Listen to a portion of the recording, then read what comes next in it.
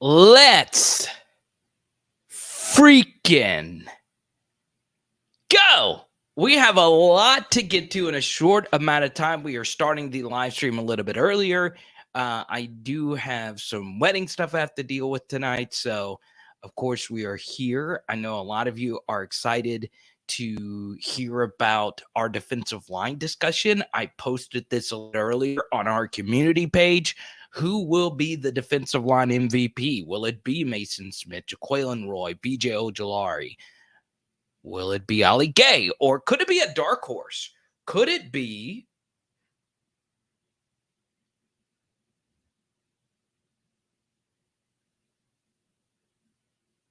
Harold Perkins as a dark horse jack linebacker, right? Even though BJ Ojulari is technically a defensive lineman, he is going to be playing that jack linebacker role where you are oftentimes the edge player at the line of scrimmage. So that's going to be interesting. We did get some pretty decent sized news, or is it a big deal? Type Y for yes, type in for no. Sony Fanua enters the transfer portal. Is this a big loss for LSU? Let me know in the comment section right now. We say hi to the Master Blaster. What's up, Johnny Five? I kind of like starting the live stream a little bit earlier because that means Johnny Five is on time. Johnny Five isn't always joining in at the very last second. Good to see you. I hope you guys are having a fantabulous Thursday. Happy NBA Finals Game 6 night.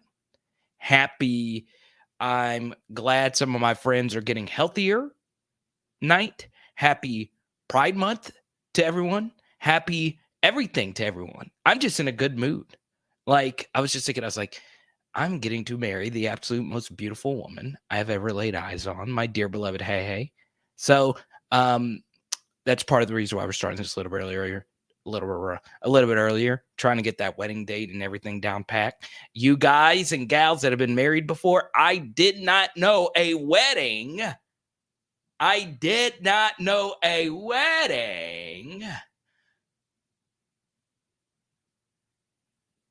Had this much preparation.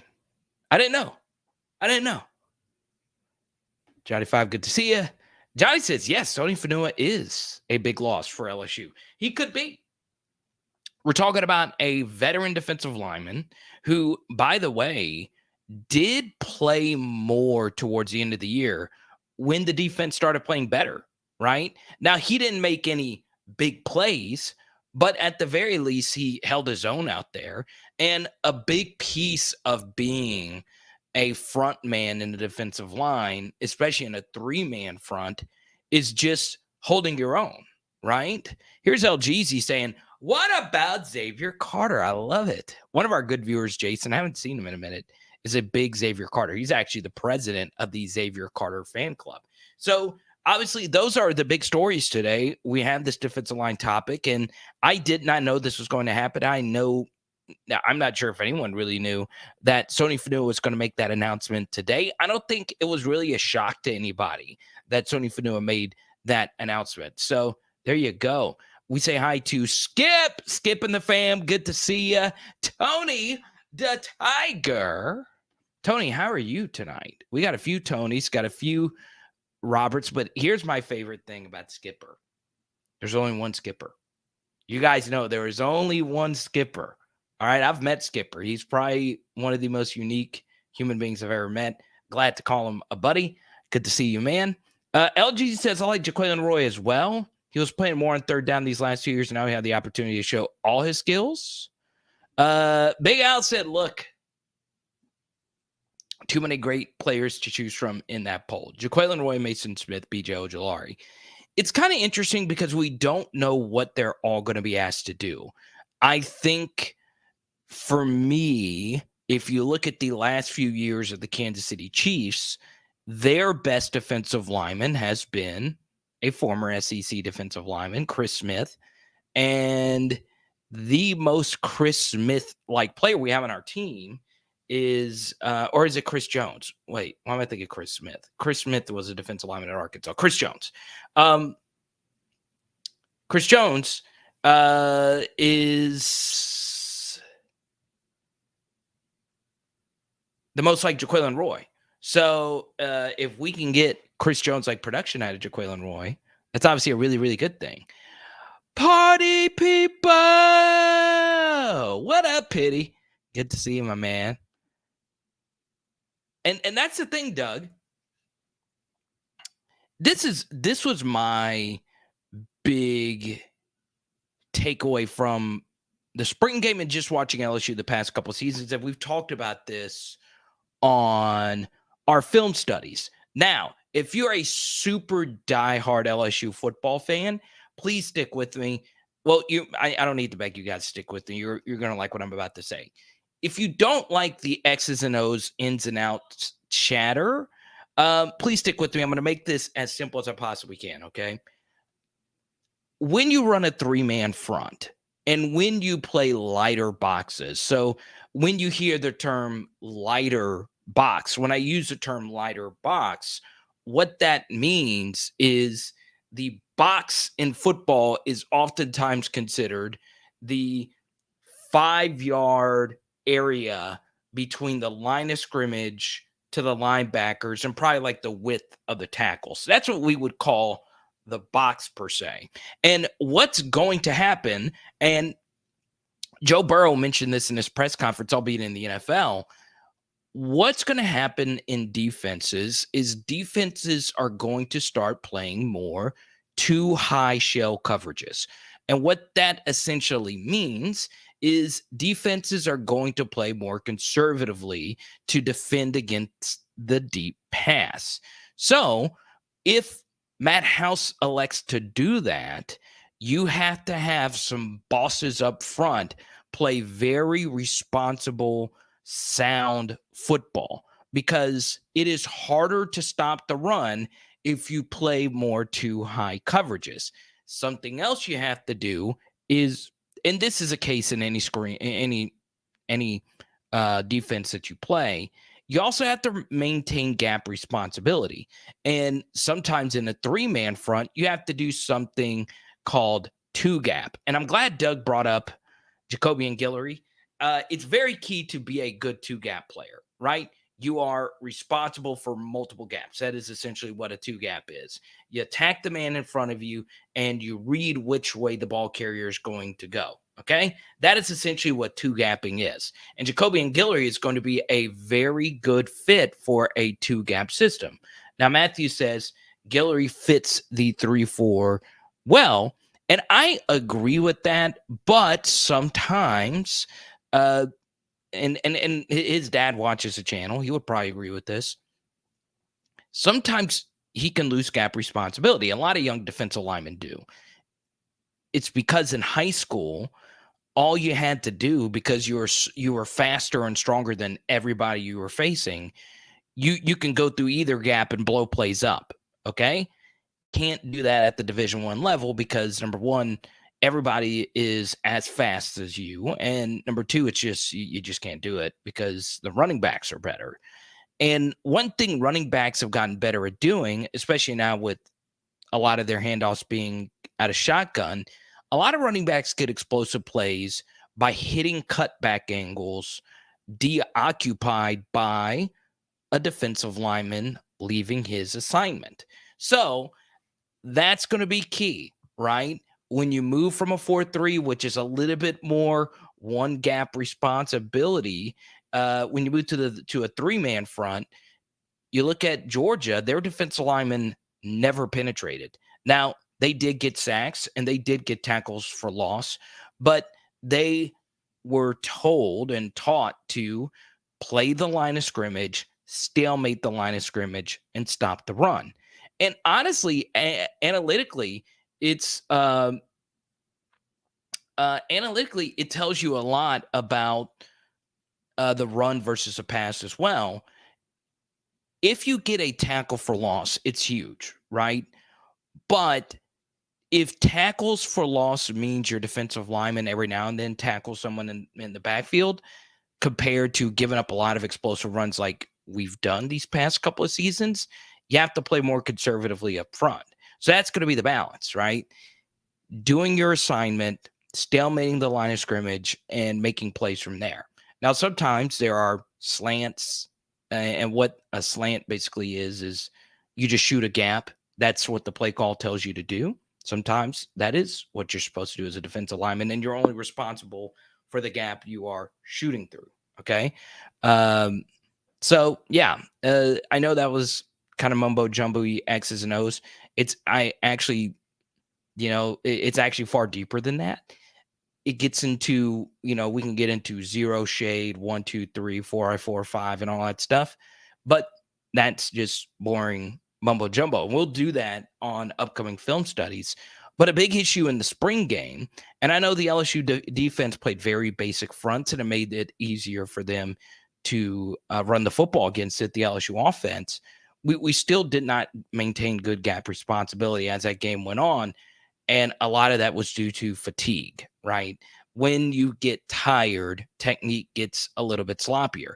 Now, something else that's very interesting is I don't know. Let me ask you guys this, and I want you to have an open mind about this. I know LSU's defensive line is really good. They are. Do you think they're deep though? Type Y for yes, type in for no. Do you think this is a deep unit? What's up, Jason? Good to see you. Robert Steeples. Yeah, Jordy's had a lot of good interviews lately. I listened to the one with Jamar Cain, the defensive line coach. Ojulari. Had a few of you saying that he is going to break the Arden Key sack record. Matthew's not concerned about depth. LGZ's not. Jacob is. Tony's not. Jacob, your shirt got sent out in the mail. Yes. Skipper's not concerned about depth, nor is Tony is. Big Al is. Doug is. What's up, Jared? Good to see you, man. No, you're just not getting off work. Type Y for yes. Let's see. Mike isn't concerned. Nurse Court, Brandon. There you go. Let's see here. Good stuff. Let's see here.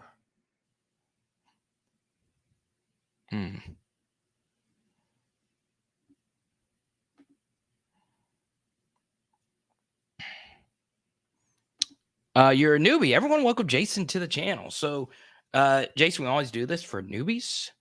You get to pick the next topic. Go right on ahead, man. Whatever you want to talk about. We've talked a lot about defensive line.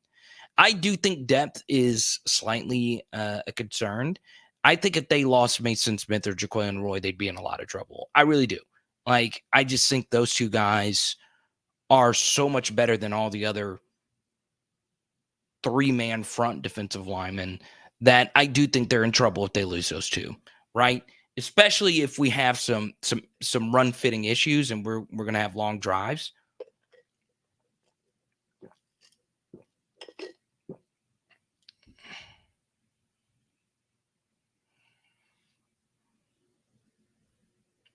I know, Big Al. Anytime Jared jumps in, got to watch out. Things can go off the rails quick. There you go, Jason. So feel free to super chat, Venmo, Cash App. We go straight to your topic right away.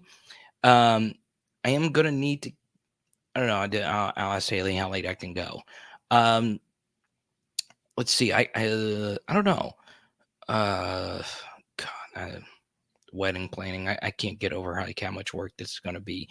How many of you got married, just went straight to the courthouse, got married, and you eloped or you didn't do a celebration? Like, I kind of just want to do that.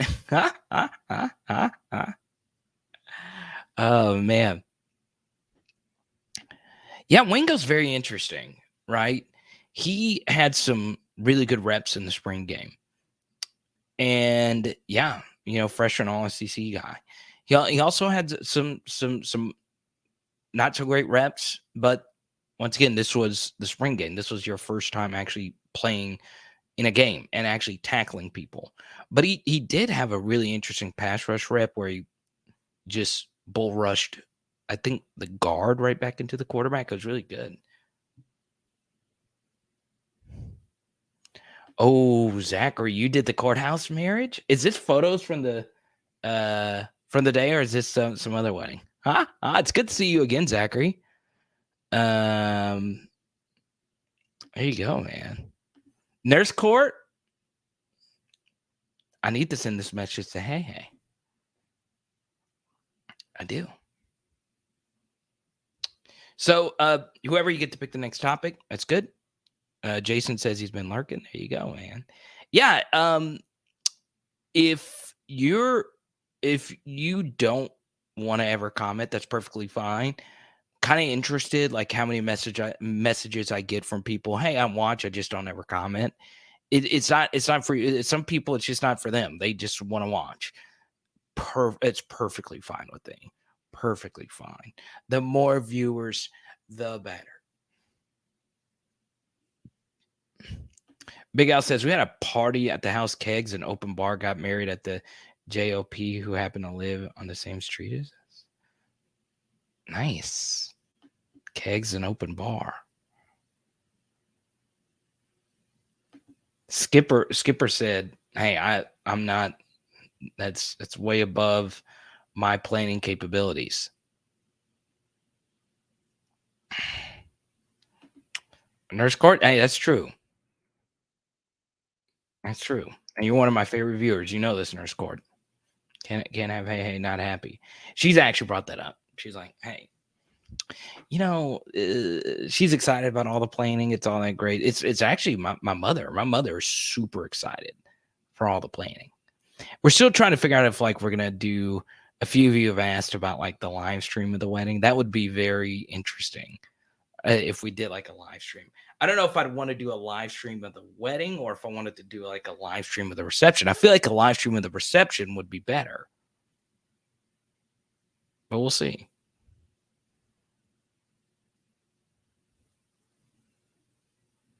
Oh, Carl the cat?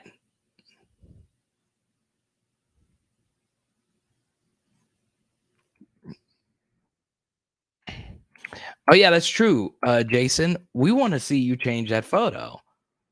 You are a newbie, so if you're a little bashful, that's fine. You guys know I am anti letter avatar. Can't deal with it. It's fine.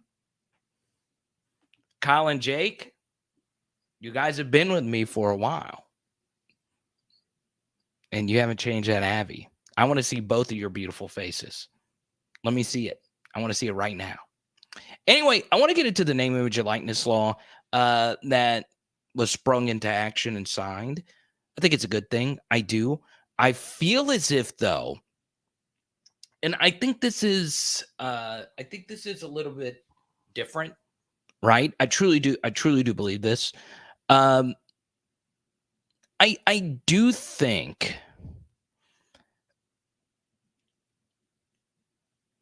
LSU players have done fine with name, image, and likeness. Now, could they do more? Yes. And then you hear Ryan Day talk about, well, we need $13 million a year for us to be competitive with name, image, and likeness. And you see the CJ Stroud get the Bentley leased out kind of stuff. You see all that, right? You do. And you do, and you're like, okay, cool. But as I've always felt this way, some of the money that gets discussed in college football is sometimes just rumors. Sometimes I feel it is just overblown. Do players get paid? Yes. Did the Texas A&M recruiting class raise a lot of eyebrows? Yes. Was there a lot of truth to some of the payments that happened? Yes. With that said, in the grand scheme of things, I don't think it's as radical as we think it is, right? And I do think things are going to even itself out. So Blake had me on a show yesterday, and I talked about this, and I truly do believe name, image, and likeness is going to even itself out. I don't think these gazillion-dollar deals is like something that is going to last. I really don't. And I think LSU being able to help with name, image, and likeness is obviously a good thing because other schools are able to do that. But still, you have the differences between coaches and NIL collectives and the differences from NIL collectives to TAF and Tiger Athletic Foundation. It's all very interesting to me. I also believe this is true. As big as name, image, and likeness is, mostly obviously for the top 1% of players, I do think the transfer portal and the 85 scholarship limit with recruiting is going to have a bigger impact on the sport, in that the bottom half of rosters are going to have a bigger impact. Top half, yes, you could buy a championship. I really do think you can if you're able to get enough money. But I do think the 85 scholarship limit is going to lead to more processing where players are knocked off the team to open up a scholarship slot. I think that's what's going to happen. Okay. Now, this is also very interesting. And we'll go to Nurse Court's question. She is a member of the PHL T-shirt club eventually. Medium shirts are currently being shipped. So Rashada didn't ask Ole Miss for more than Nico's getting allegedly at Tennessee. I love it. And obviously this is very newsworthy, right? So Jaden Rashada said, look, I am announcing my commitment to my school on Saturday. But he said, no, I need more time to make a decision. Now, this is key. All right. Very key to keep this in mind. All right. Very key. Maybe someone could help me with this. Jaden Rashada pushing his date back, as Doug mentions, June 26th. It's going to be on CBS. I know he took this last official visit to Florida. I am not sure if he took a 5th official visit. I've been waiting to get that confirmed. Maybe there was an announcement.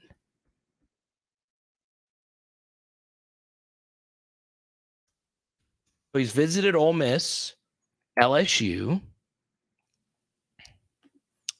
Well, he visited Ole Miss at Texas A&M, then LSU, then Florida. Okay. Now, this is key. Pushes it back. Is he pushing it back so he can make a clearer decision? Or is he pushing it back to keep negotiations open? Here's what I think is going to happen. And Kyle actually takes the words right out of my mouth. This makes perfect sense. So Jaden Rashada, I'm going to go ahead and say this is probably has a little bit more business savvy than your average recruit, because Jaden Rashada already has a name, image, and likeness deal. He is a very impressive interview.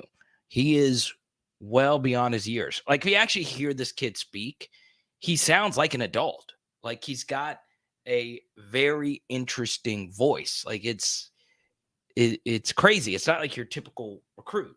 And his interviews are very fascinating. So he's probably got more business sense than most. All right. I think he's playing his cards perfectly right.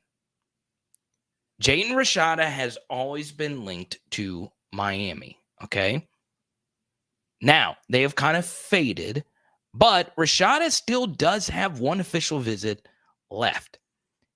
Could it be that he is, unless someone knows of his 5th official visit, all I know is he's gone on 4. Okay.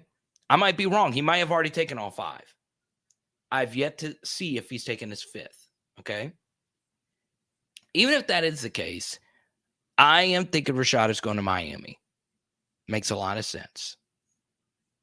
Tyler Van Dyke, this is his last year. Okay. He's going to probably be a first or second round pick.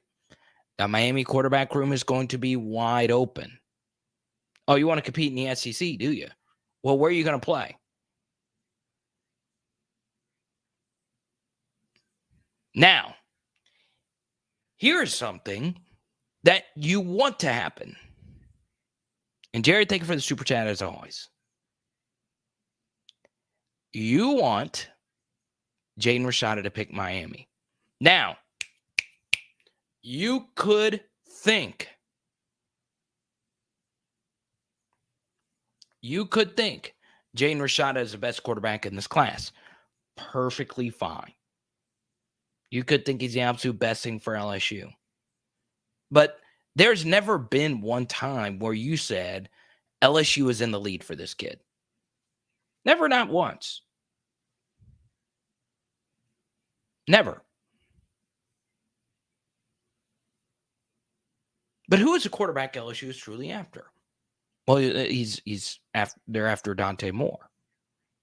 It is pretty clear that Dante Moore is the number one quarterback on LSU's board. Now, if you were to look at Rashada and Moore's tape back to back, you wouldn't be able to tell the difference, right? They're very similar quarterbacks. I do think Dante Moore is slightly better. I've gone back and forth myself. Rashada has some absolutely amazing plays, like Herbert level plays, not Herbert level arm. Nobody has that, but he's got some ridiculous throws to his tape. But if I were to guess right now where he's going to go, I would say he has a higher likelihood of not picking LSU and picking either A&M, Ole Miss, or any of these other schools in the SEC. So you want him going to Miami. You do. Now, in a perfect world, he picks LSU. But if you're one of those people that really wants Dante Moore, he's not going to pick LSU if Rashada goes to LSU. Okay? The perfect scenario, if you are truly, wherever you're watching this, if you're truly one of those people that wants Dante Moore more than anything else, you have fallen in love with this kid's tape, you think he is the next great quarterback, you fell in love with him once he took that photo with Joe Burrow, if that's what you want, then all the power to you. Okay? Let's pull the photo back up for those that haven't seen it. A lot of you have seen it. If that is what you want, there you go. Perfect scenario. Rashada goes to Miami. You never play Miami. I don't think Miami's going to be a playoff contender. Well, I think they will be in like 3 years. So Rashada, first year starting potentially. But if you are truly a Dante Moore fan, you don't want Rashada picking LSU. You just don't, right? It's nothing against Rashada. Really good football player. Joe Sloan's recruiting the heck out of Rashada. Thank you so much, Derek. Big supporter of the channel. Also, Derek and I are Dynasty Fantasy Football partners. So if I can get some clap emojis in the chat for Derek and Jared helping the PHL movement. Thank you guys so much for making it what it is today. Okay. George is an arch guy. Now, this is very key as well. Okay. Trent's a Moore guy. LGZ's a Moore guy. Kyle says Rashada's completion percentage in high school is low. Interesting.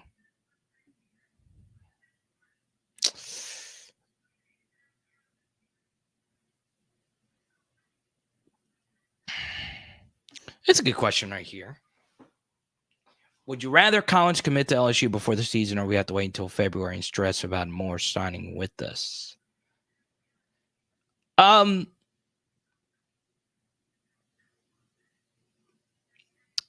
Okay, this is a good question.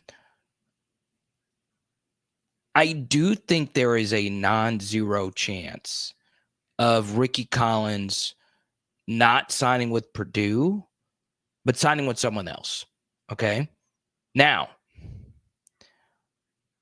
what do we know about Ricky Collins? Well, we know that his ceiling has not been reached yet. We know mechanically he's not the same as Dante Moore and some of the other elite guys. Has a longer throw motion. I've seen a few evaluators say that about him.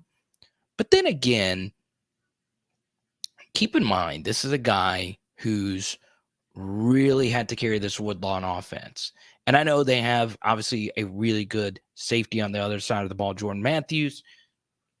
I don't watch enough of Woodlawn to know of how many players they play both ways or whatnot. But the thing I really like about Ricky Collins is he's played in a lot of competitive games. And last year, he beat Catholic High. All right, he beat him. Now, did he throw for 500 yards? No, but he found a way to get it done in a game where Woodlawn was probably a heavy underdog. I just like that kid's moxie. I do. Now, all these kids have these intangibles, but he has shown me a lot, right? All he's done has moved up boards. That's it, right? Has the Elite 11 camp in Baton Rouge, by far the best quarterback on the field, Elite 11 finalist. Used to be probably in the 20s, a 3-star quarterback. Now he's easily a top 200 recruit. I like Ricky Collins a lot. I would love for him to commit to LSU. I would love for him to be a part of this class. As many of you know, we're trying to get him on the channel.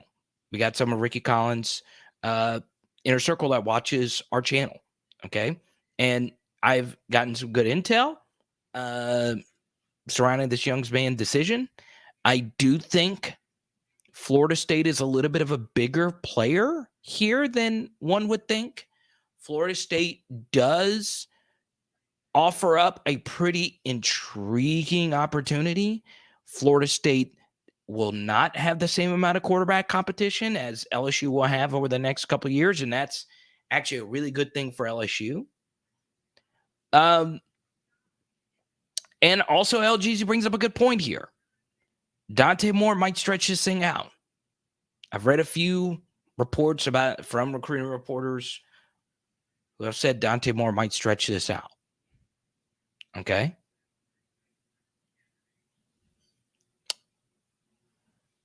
I don't mind waiting for Dante Moore. I don't. I really don't. Especially if you feel Garrett Nussmeier and Walker Howard are going to be really good football players.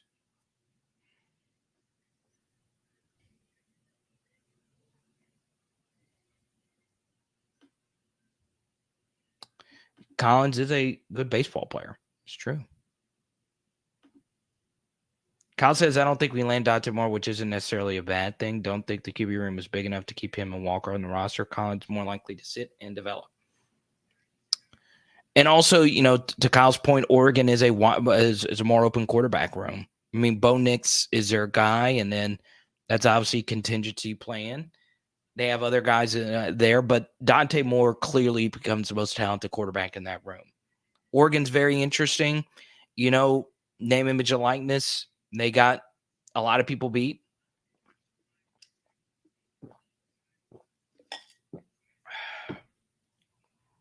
Also, Michigan.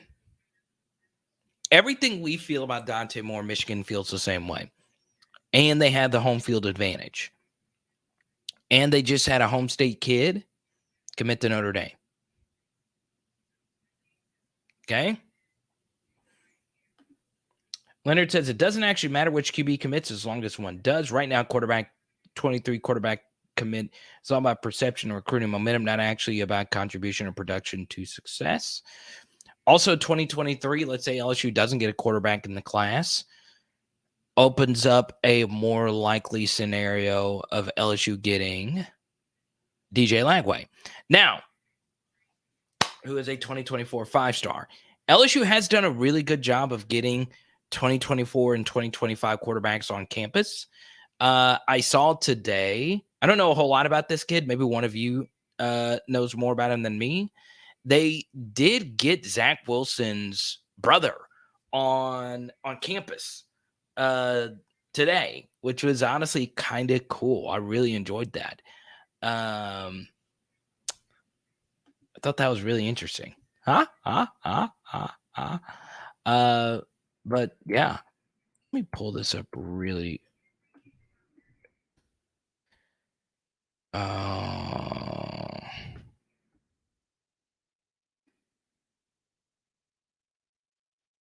Here it is via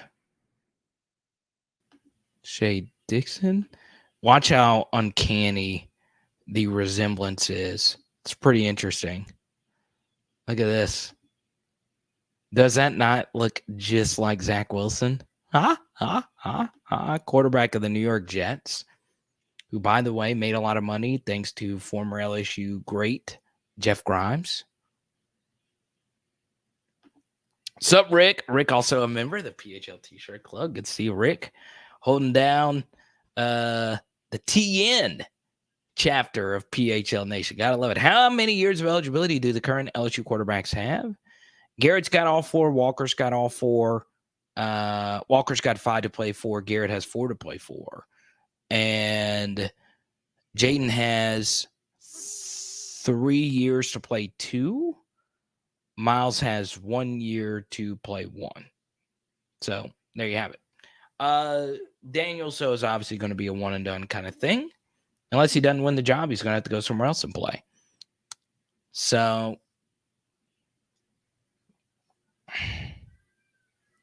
it's the thing. Hit6 says we need to get a quarterback every cycle for this to work, right? The rush of the transfer portal is a very real thing. The inverse of that is also true, Hitstick. If LSU every year is going to keep producing great offenses and great quarterbacks,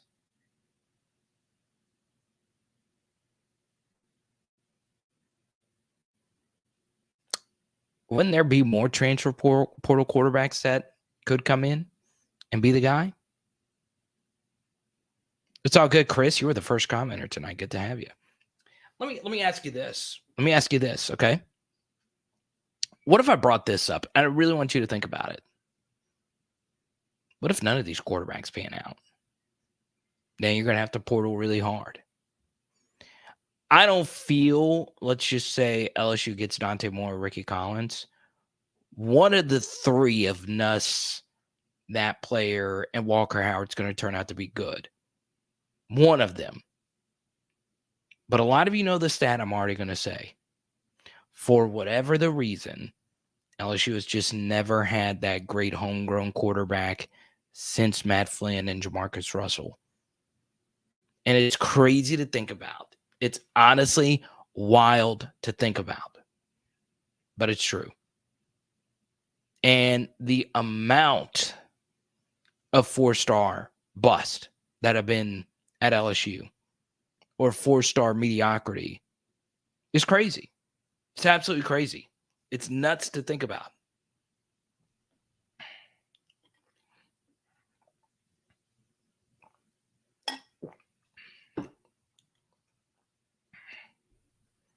Zach Wilson photo here is crazy.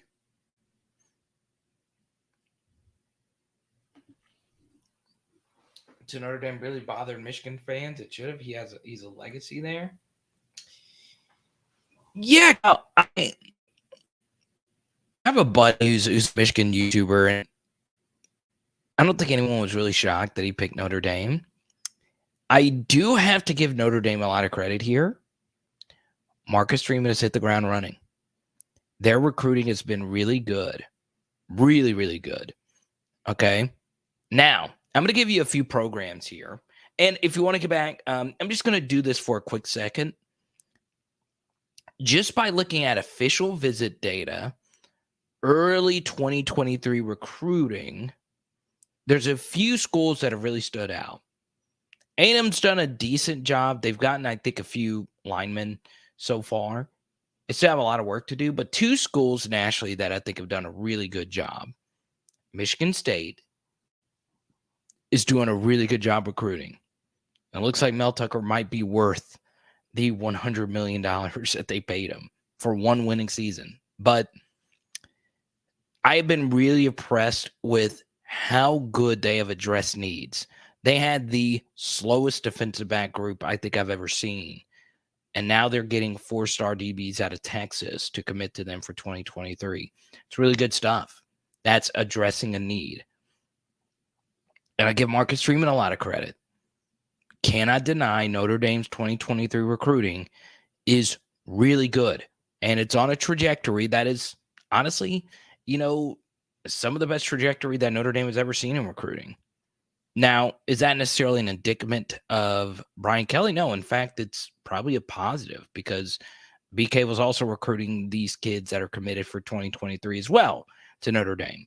But I do give Marcus Freeman a lot of credit for doing a good job recruiting. I also think LSU's done a fine job, right? I don't think LSU is going to have a bad recruiting class this year. I do think, though, what's going to be very important for Michigan State, Notre Dame, and LSU is to go out there and win. Now more than ever.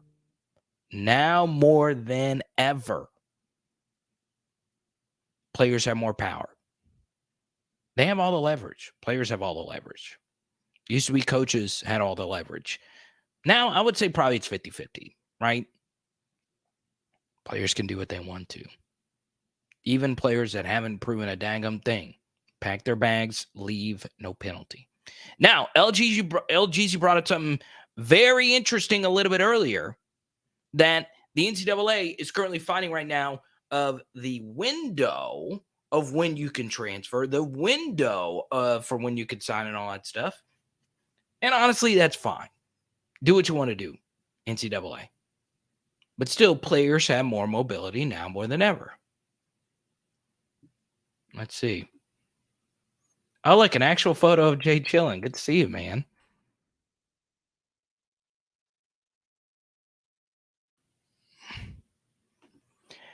I would too, LGZ. I would too. I saw Marion Miller, I think, is visiting LSU again. Very interesting. Very interesting.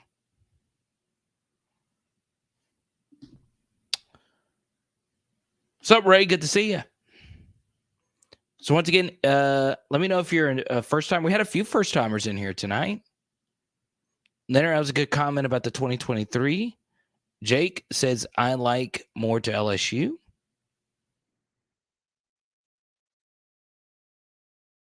Telling you, I see a lot of these letter emojis. Sub Dale, good to see you. And don't forget, tap the like button. Subscribe to the channel. We are so close to 7,000 subscribers. I've been stuck on 6'4" forever. But Mo Funky brings it up again. Big story today, and I know we had the defensive line topic to start. I know we touched on the name, image, and likeness. I know the Sony Fanua story was not necessarily shocking, but you hate to see him go. Mo Funky is right. Today was a good recruiting day for LSU.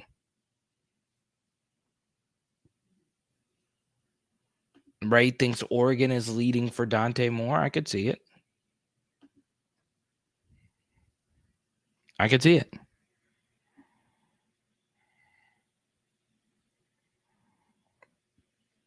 It's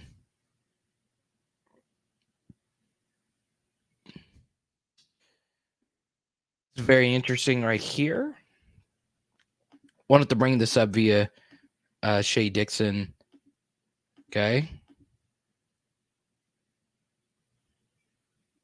So, you notice the name of one of these recruits.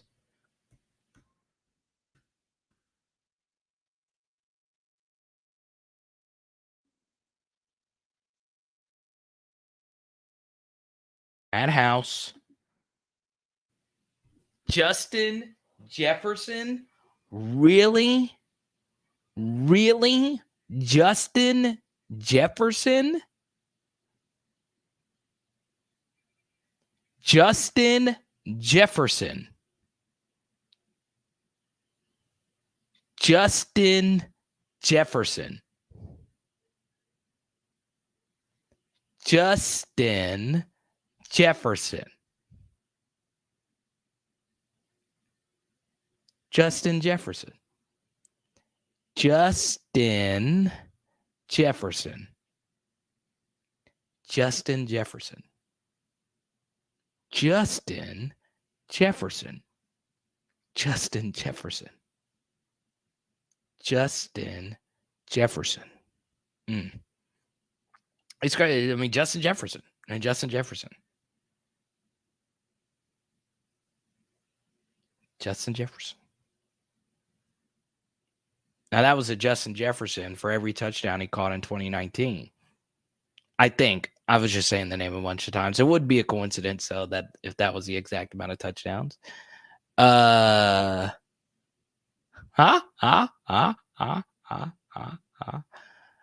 is cool. So he does play linebacker, not wide receiver. It would be pretty nice. I like that joke, Nurse Court.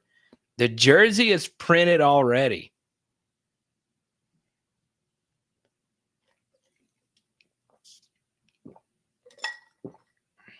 By the way, I am rocking my PHO mug from Chris.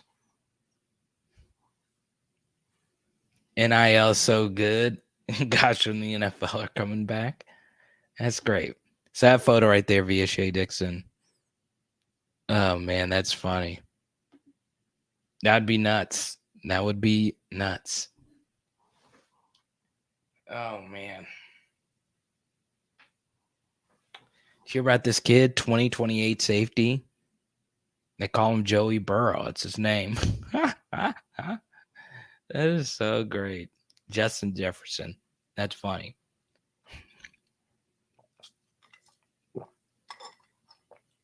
God, I just love drinking out of this. This lets you know Chris is legit one of my good friends now. I like to call him a friend. It's such a nice. This is the coldest drink. Ooh, that's a good beverage. It is giving me some good festation. It is good. Mofunky says a well-placed source tells him Justin Jefferson is a beast. That's great. Now there needs to be a wide receiver recruit whose name is like Patrick Queen. That would be great. I am drinking punch. So I will take part in some fruity beer a little bit later. Shout out to Danny Girl. But yeah, I am going to get some fruity beer at some point.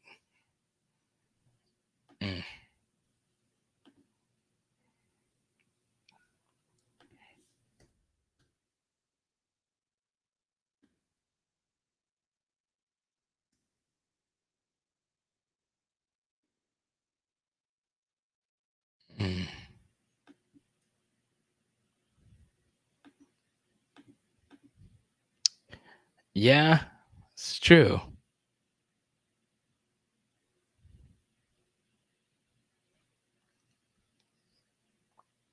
Let's see.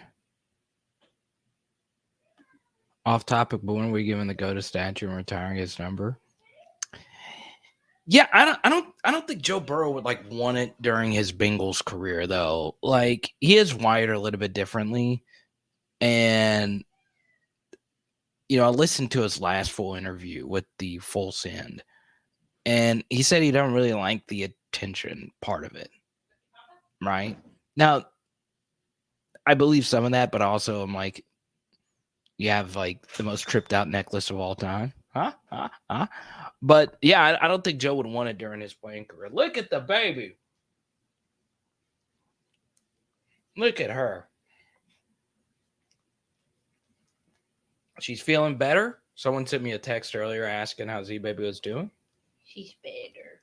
Still got to take our medicine for like 4 or 5 more days. That's it? Quit holding her face like that. What are you talking about? She's fine.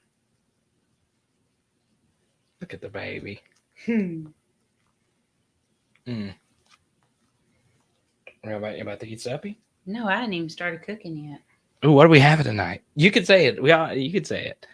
You're having chicken and something. What is it? Teriyaki chicken and Teriyaki chicken? quit Let's making that face. go. That's terrible. No, there's Van. Y'all are getting married. We Yeah. are. Yes, I could have sounded a little more excited. I know. So nurse court said we should do the courthouse thing, not plan all this. Tell your mom that. Huh? I know you're down. I know you're down. Very much. But anyway, Justin Jefferson. That would be insane. That would just be so insane if Justin Jefferson. I would love that. Now, I want to bring back in the defensive line comment from a little bit earlier. Who is going to be LSU's best defensive lineman? I am interested. Let's check in on the poll question here. BJ Ojulari is winning with 46% of the vote over Mason Smith and Jaquelin Roy. Ali Gay getting 4% of the vote. Okay. Type B. Okay, let's do this. Who leads LSU in sacks? Type B for BJ Ojulari. Type M for Mason Smith. Type J for Jaquelin Roy. Type A for Ali Gay. Right? I think it's going to be one of those four. Let me know in the comment section. I know, Kyle. I'm going to lose all my viewers. Everybody's just going to be like, this is the only reason I watch. It's for the end. I want to know what that guy is eating for dinner. Let's go. So J, A, Roy, BJ. Tony says Ali Gay. I like it. Let's see here. B. The Master Blaster. What's up, man? Once again, apologies for starting this a little bit earlier. Do have some wedding stuff we got to do tonight. I don't understand that, especially we're not getting married until like a gazillion million years, but we have to have a call with something. It's just crazy.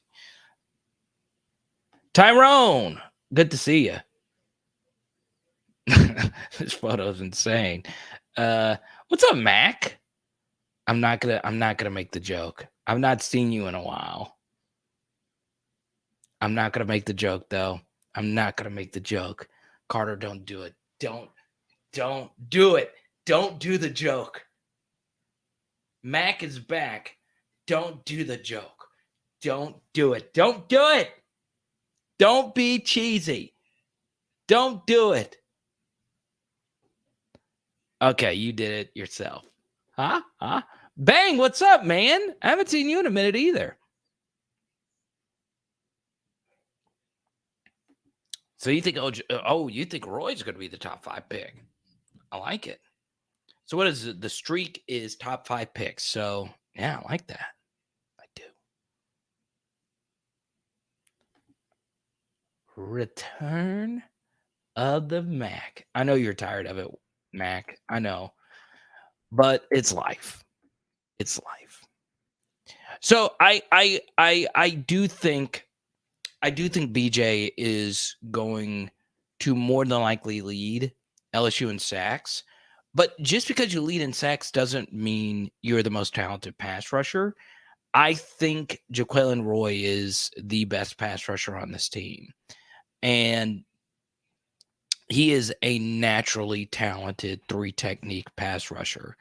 He's got a beautiful swim move, has great agility, really high football IQ, and he just really knows how to rush a quarterback. I think he's a more talented pass rusher than BJ. BJ has such good natural bend, though. Just getting that to be more consistent is going to be tough. What's very interesting was BJ Ojulari's best pass rush I've ever seen him do was his true freshman season against the left tackle from Vanderbilt. And I was like, okay, that was nasty. And the left tackle actually pulled BJ to the ground, and Vanderbilt ended up scoring a touchdown on the play. And it was the only touchdown Vanderbilt scored the whole game, and BJ should have had a strip sack. But at the last second, the left tackle pulled BJ down. I was like, okay, it's Vanderbilt. It's a crappy left tackle. Well, that left tackle turned out to be Tyler Steen, who was the number one rated JUCO left tackle, or excuse me, transfer portal left tackle, and LSU was after him. He's more than likely going to start for Alabama next year. So BJ has done a pretty good job against some of the better tackles, and he's had some of the clutchest pass rush reps. I was a little bit shocked that he wasn't more dominant last year. But I think this year is going to hopefully be his breakout year, and I can't wait to see it. What's up, Prez? Good to see you. Honeymoon in Nashville. I'll hook up my adopted home. Okay. Hey, loves Nashville.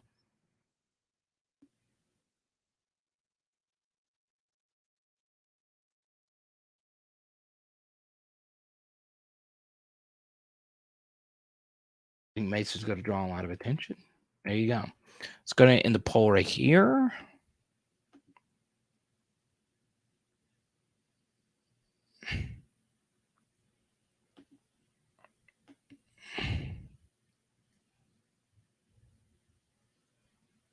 Harold's going to play a lot. He's going to play a lot. A lot. Not some, a lot.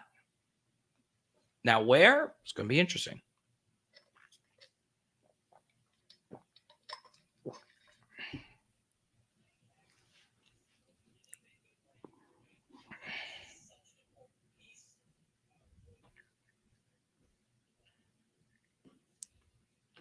Pass coverage?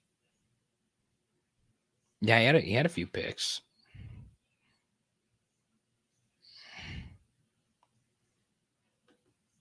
17, 19, 20, 21.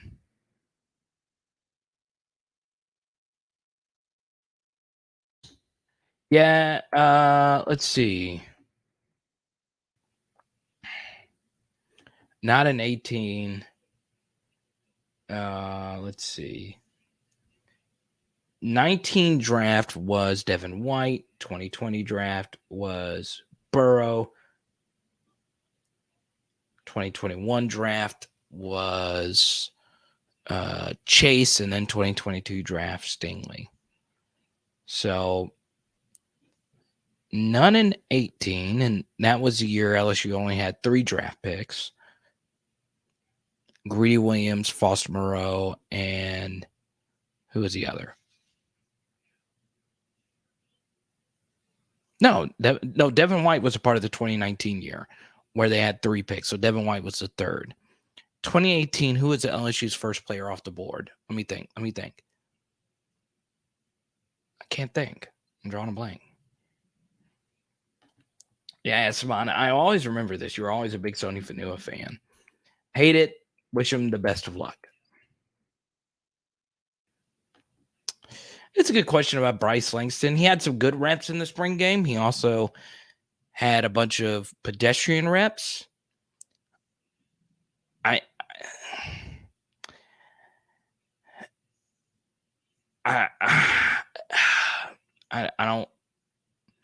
don't know if overhyping him helped or hurt him horribly, but Orgeron made a lot of bad defensive line decisions, right?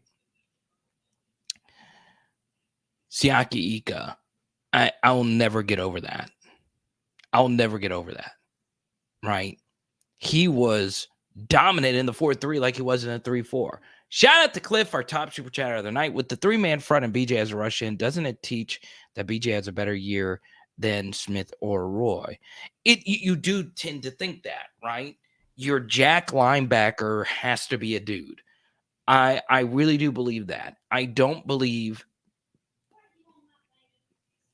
you can have real success in a 3-4 defense without a jack linebacker. So a few of you have brought this up. I know a lot of you haven't joined in a while. The slow mode is on because that helps protect us against the porn bots. There's also a subscriber only mode. So if you're trying to chat but you can't, you just got to hit the subscribe button, and that helps prevent, once again, the porn bots. Now, knock on wood, this is our first live stream in a long time that we haven't had the porn bots. So, I got to do all that crap to do that. So slow mode is you're not being penalized. I just want to let that be known. Okay, so yeah, it's true. The jack linebacker is kind of your playmaker. Now, like for instance, like Georgia's defense had a really good jack linebacker in Nolan Smith. He was the number 1 rated recruit, I think, in his class. But the stars were every single one of their defensive linemen. I mean, they were all world class, elite level players, right? And that's the thing. They were deep. They had Wyatt. They had a bunch of really good players. Now, I do agree with this, but at the same time, I do think Mason Smith and Jaquelin Roy are really special players. I do. I've always been super high on Mason Smith, who hasn't. But I've always felt like Jaquelin Roy has been the guy who has made the most winning plays. Now, Mason Smith, of course, has only played 1 year, and he was very hurt towards the end of this past year. And his ceiling is probably a little bit higher. But Jaquelin Roy has won LSU a lot of football games. He's had 2 really epic performances against Florida. They never could block him. And, I can get into the individual plays, but he won us both of the Florida games with some really nice pass rushing. He's really special. He's really, really special. I am a little shocked, though. And I know I say Jaquelin Roy is special. I am a little shocked, though, that he is as high as he is on a lot of draft boards. I'm shocked, right? And I'm happy. I'm very happy. So, you guys know I've always liked Jaquelin Roy. I've always liked that he's from Baton Rouge. That's really cool. Something else that's very interesting. So, Dante Jackson was the first pick in 2018. Very interesting. Something that's very interesting about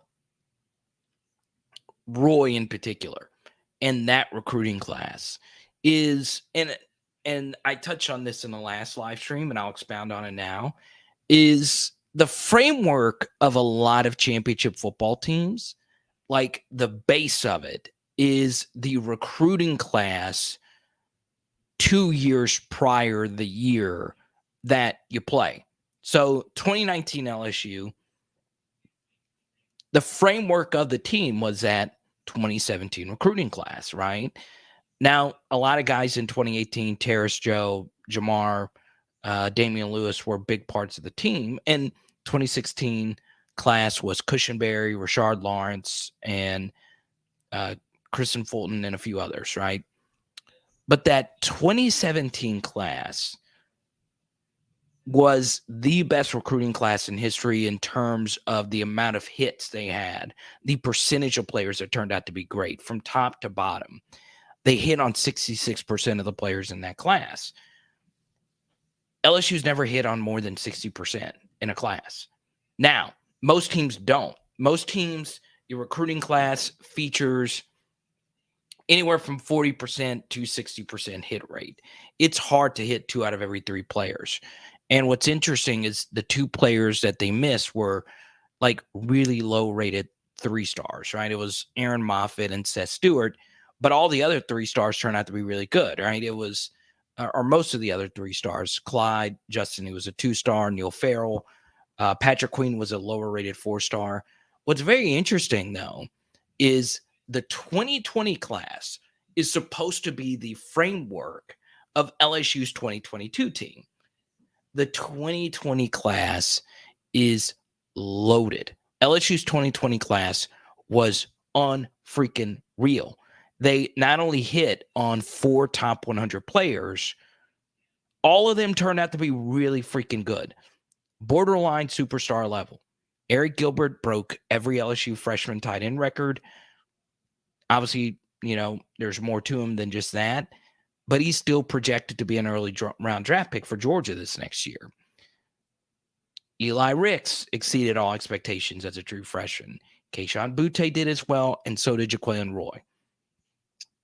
On average, LSU puts out probably, and I did a count of this, it depends on your definition of superstar. LSU has put out, on average per class, 3.6 superstars. True needle mover, game changer type of players. This 2020 class, while it did feature some bust, the top 4 players in the cycle were superstars. Okay? That doesn't include BJ Ojulari as well.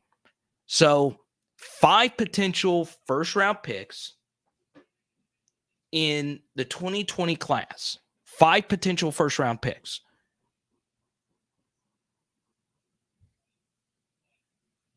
And Ed couldn't keep it together. I'm going to be very disappointed if we don't have a good year for that class. It's nothing they could have done about it. They were horribly led astray. Hopefully Brian Kelly can turn this thing into something. So a lot of the stars that have carried us these past couple of seasons to what our 12 and 13 record, that their efforts aren't futile. Okay.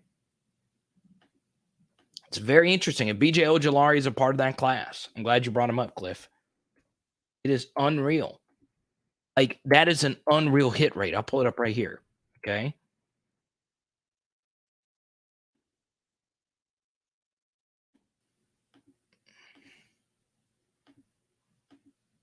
And I know the SEC's been really good these past couple of seasons. But if you look, Eric Gilbert hit, Eli Ricks hit, Kayshawn hit, Roy hit, Webb, Tolles misses. But Ojulari, Guillory, who should be good this year, Stampa gone, Doomerville, Bradford. We'll see what happens this year.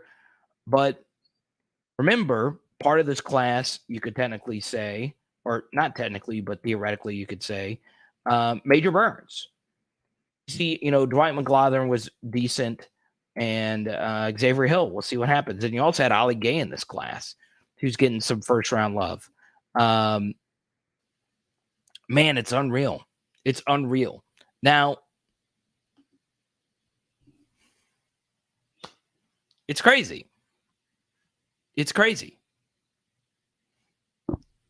2021 classes, Leonard brings up, also really good. But man.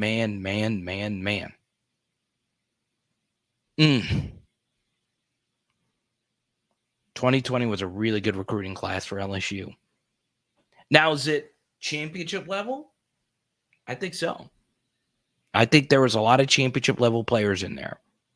And as critical as I've been of Max Johnson, at least he was playable. Like, yes, his QBRs were bad, but at least he won you some games. At least he wasn't just awful. I don't think he's that good. 2020 class was a really good class, and we wasted it. Well, that could change this year. But it's going to be hard to, turn this ship around in year one. But there's a lot of talent in there, a lot.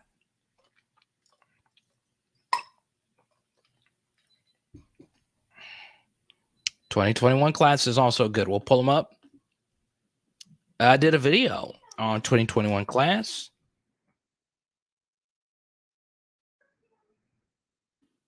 Get up here. 2021 class. Smith, Ray, Sage, Derek Davis, Dion. Especially if you think Nuss is going to be special. Obviously, an elite quarterback counts for 2 players, essentially. BTJ, Dellinger, Goodwin. And then Jackson, Miss. Corey Kiner, I wish he would have stayed around. Bryce Langston, Savion Jones, Demarius McGee. Greg Penn could end up being one of the better players in this class. But what makes this class very good is that you have some good players here on the back end. Malik, Jack, Langlois, Sheed was a waste. And then you had these players in the portal. Cage, who's gone, Burns, Jones. And Pitt Cage was, not even a scholarship guy. So, yeah. I was trying to say the VK had top 5 talent. Yeah, and it's a good point, Leonard. There's a lot of good talent on this year's team. There really is.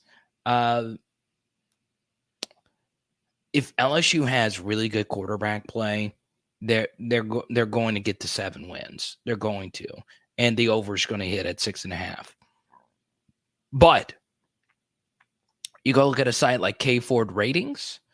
He has LSU's chances of getting to 7 wins, I believe, at around a 30% clip. Okay, it's going to be hard. It's going to be hard.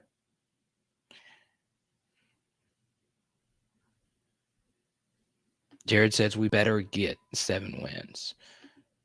So I've been looking at this guy's site for a good little bit now.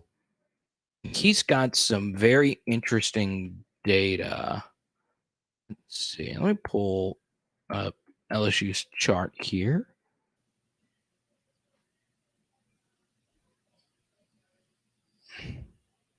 Pull up SEC. Pull it up right here. Kind of want to do a video on this. I find that all of this to be interesting. Find any new types of data to be very interesting.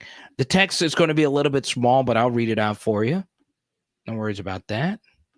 So you see realistic expectations. So you see here, Jacob says 15-0.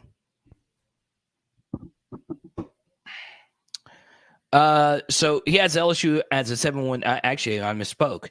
7-win team, 56% chance LSU is a 7-win team next year. 56% chance. 30% chance they're an 8-win team. 12% chance they're a 9-win team. 3% chance they're a 10-win team.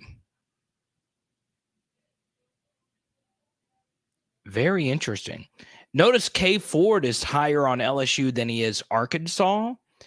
And LSU, Mississippi State, Auburn, and Arkansas, according to K Ford, is about the same, right? Very interesting. Very interesting. I also find it interesting that Vanderbilt is so much worse than everybody. A 3% chance to get to 5 wins. 3% chance to get to 5 wins.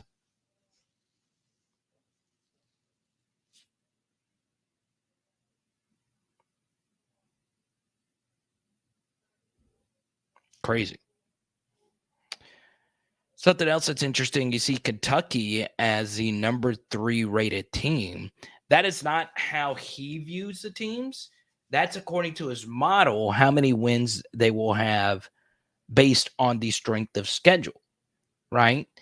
I believe he said Tennessee is a team he likes better than Kentucky, but because Tennessee plays LSU and Alabama next year, it's just tougher. Where Kentucky's permanent cross-division rival is... Who is their permanent cross?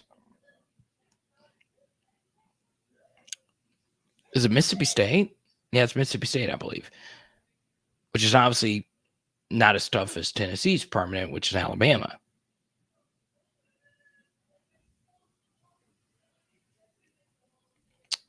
Yeah, Rick, it's gone up. I saw Vegas with LSU's 7.5 over under. It's now 6.5. Maybe it's up to 7.5. The last number I saw was 6.5. Let's pull up some totals. Oh, Mick, I'm sorry to hear that, man. I hope she is feeling better. Let's see here. Good to have you back, man. I was wondering where you were. Mick does not miss. Let's see. College football win totals. Okay. That's from June 2nd. I don't want that. I want recently updated. I wish it was just so much easier. June 8th. All right, let's see if coverage.com has it.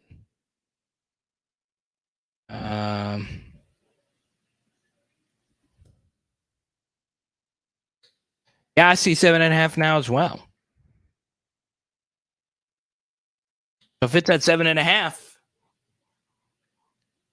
LSU has a 12% chance to hit the over, according to K Ford ratings.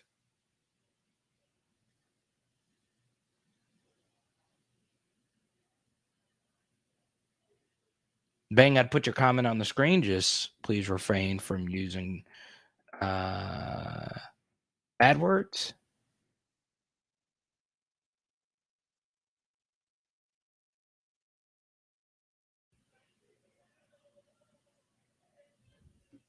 Chances on landing Shelton Sampson Jr. should be pretty high.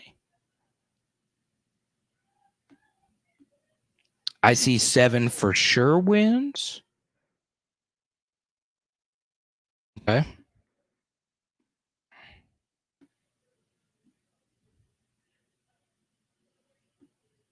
Here we go.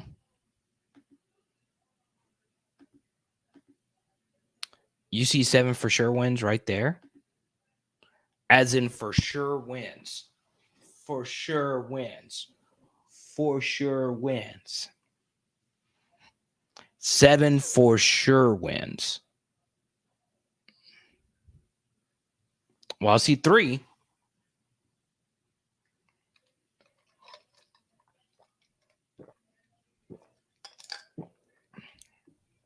So that leaves you with 9 games. Okay. You win half of them, you're at 7.5.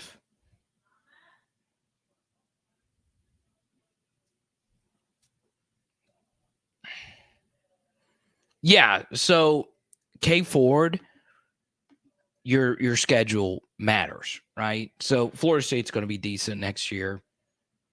Your schedule matters.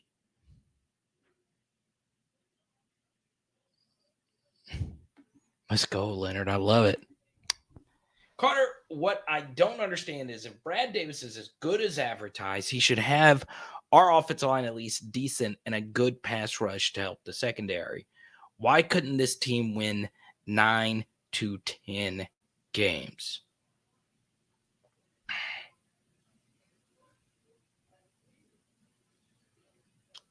It's a lot of ifs in there, right?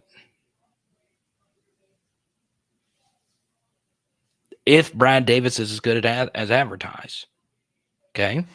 Sometimes it's not up to the coach. It's up to the players, right?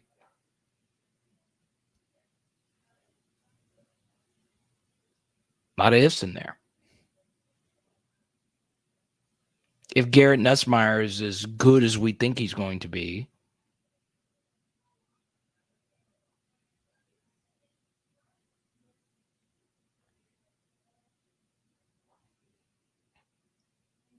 then 7.5 is probably a sure thing.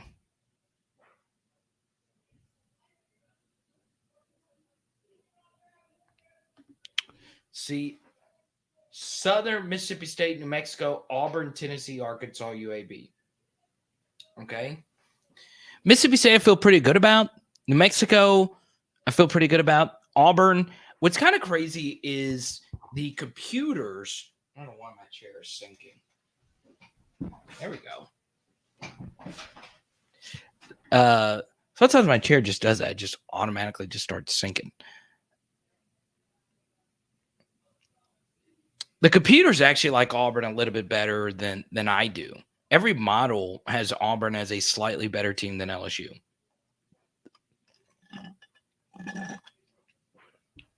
Now, what's very interesting is ESPN's Football Power Index has LSU as the number 11th ranked team in the country. Okay? Or the 11th best team in the country. Okay? I just have a tough time believing. Let's go, Seven Banks. I hope you're right about this. I hope. But, man.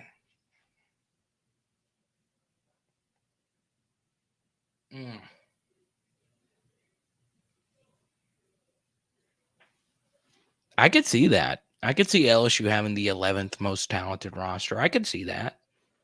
If you're just looking at raw recruiting score, yeah, I could see 11th. I can.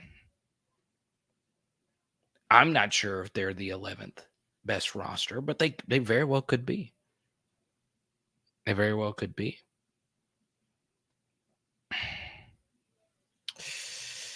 Man.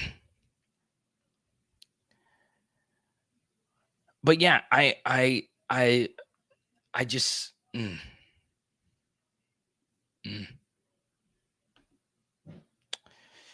I hope Seven can play next year. I think he's going to be good next year. I do. Even if he's not at a full hundo, and shout out to Blake getting 7 on.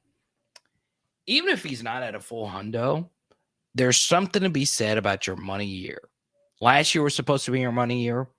Seven Banks was on a lot of draft boards last year. Okay.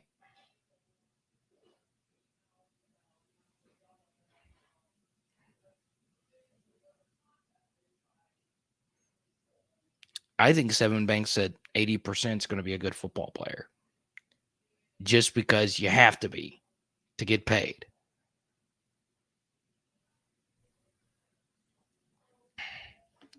Correct me if I'm wrong, but O's transition year class was 15th.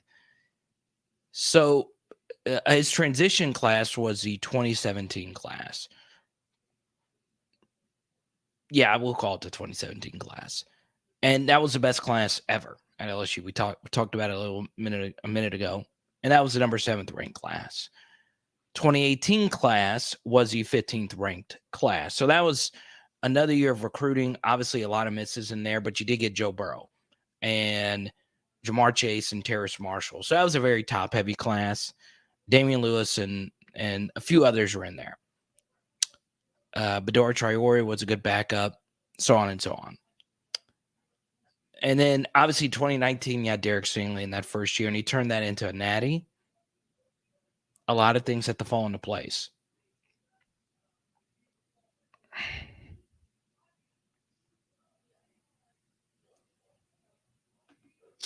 A lot of what ifs. A lot of what ifs.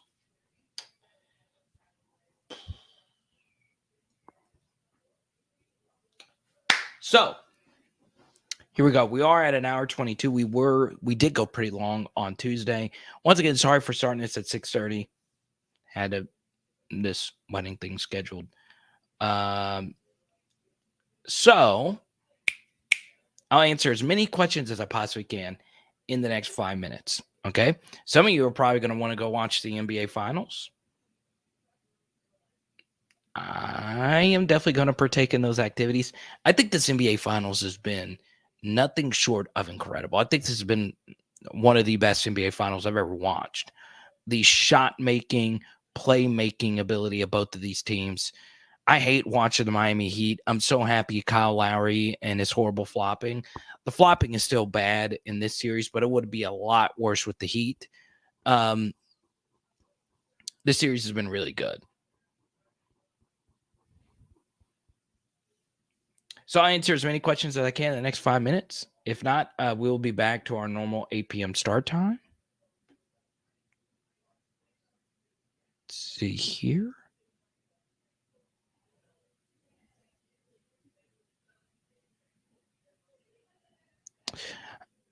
I've got to say Leonard has, I'm telling you, if LSU actually is a 10-win team, Leonard has been banging the drum for a first-year resurgence for quite some time. Leonard says, look, BK inherits a number 4, number 6 class in 2021, 2020, and 2019. This team is underrated, according to the national media.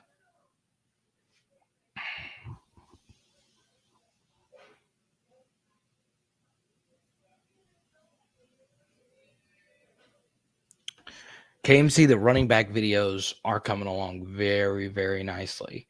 I just finished the Armani Goodwin video, and I just finished the Armani Goodwin video we're going to have on Patreon, where we break down all of his runs from last year in the spring game. There was a lot that just to give a little preview, there was a lot that I liked. There was some that I disliked. But I always go back to this. Now that I've watched so much LSU running back footage. I have changed my view on running backs in general. Okay. Not many of them move the needle. Okay. I have a really high threshold for really great running backs. And I think in the SEC this year, there are two really good running backs. Jahmyr Gibbs at Alabama, who I think is going to be interesting. Um, he's not the biggest guy. So going from the ACC to Alabama is going to be different. And their offensive line isn't as good. I think Jahmyr Gibbs and Chris Rodriguez are special backs. They make guys miss. Gibbs does. Rodriguez pushes piles forward, runs really hard. And outside of that, I don't know if there's any special backs. And as I was looking at the SEC, I started looking historically, how many truly special backs have there been in the conference? And normally every year there's probably like 2 to 3. Like last year was Beatty, Rodriguez, and James Cook on a good day, right? Like guys that I would say, okay, that guy is really special. The small kid at Tennessee is very interesting. Or I think I butchered his last name. Is that his last name? He's a good player. But we'll see. Kobe, I shouted you out earlier. Good to see you. Lawrence, good to see you. What's the LB room looking like? Lawrence, let me know if this is your first time here on the channel. If it is, feel free to let me know. I love first time viewers. You're my absolute favorites. Here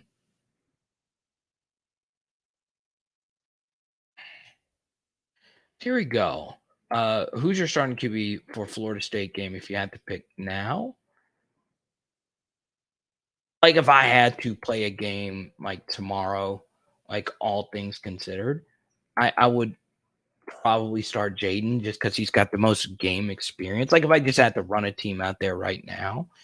But there is a growing piece of me that believes it's going to be Nussmeier. So to answer your question, that means it is definitely going to be Miles Brennan. Ah, ah, ah, ah, ah, ah, ah.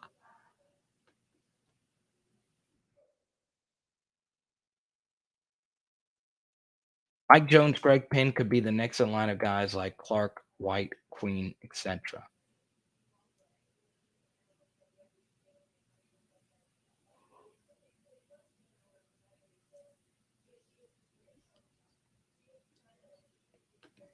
All right, everyone, welcome Lawrence. Throw some clap emojis down for Lawrence. We go live Tuesday, Thursday, Saturdays at 8 p.m. Central. Started a little bit earlier. And Haley's going to be not happy with me going this late. Who cares? This is my job. I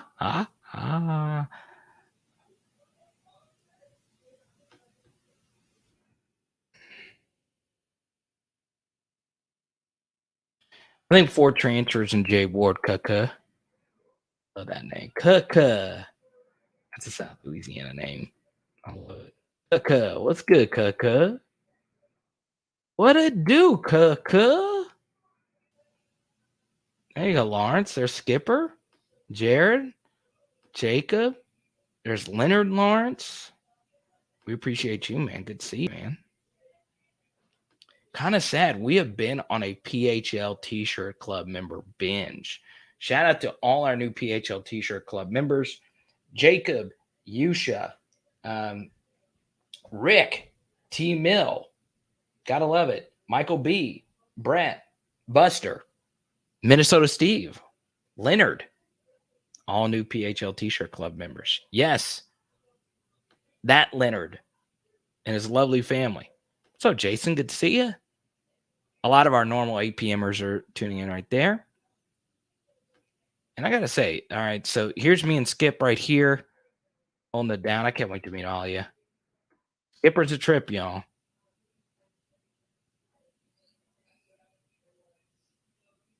There's Chris right there in his shirt. Gotta love Chris. There's LGZ in his shirt.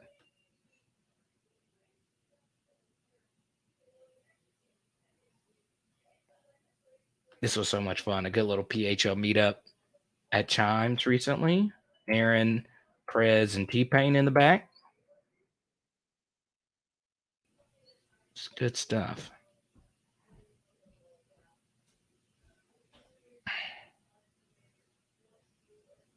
That's good.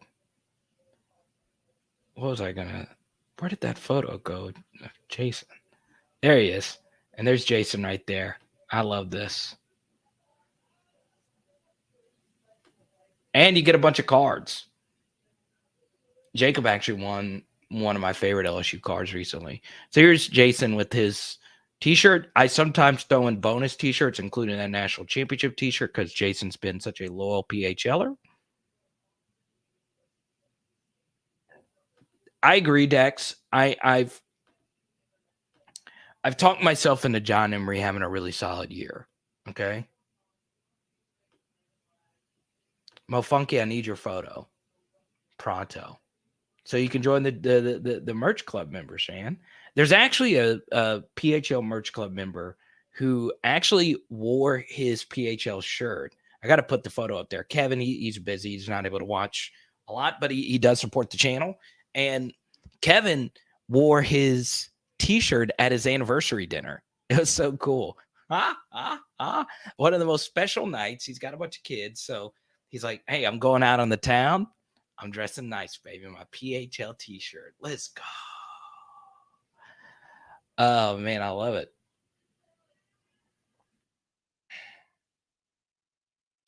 Oh, we're going to. Okay, I'm down, Chris. Yeah, go ahead and mark it down. I've always wanted to go. I've always found their stadium to be interesting, too. Banks says the LB room is not stacked. Functional players, no studs. I don't know why my chair. I don't know if I got to put like WD-40 on this, or if I ate the peanut butter crackers. I ate a pack of peanut butter crackers and I was sinking.